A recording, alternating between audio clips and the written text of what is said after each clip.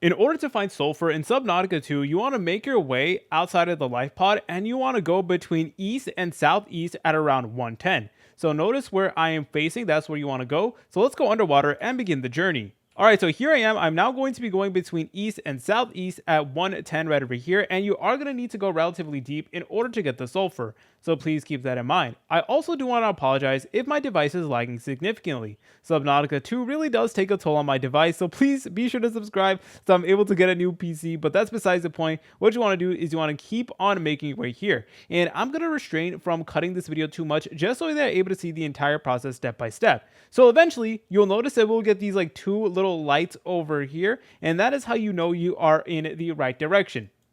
And as you make your way here, you'll notice that the water is actually going to get warmer. So just keep on going over here, and then eventually the water is going to like change color. Yep, as you can tell, here it is.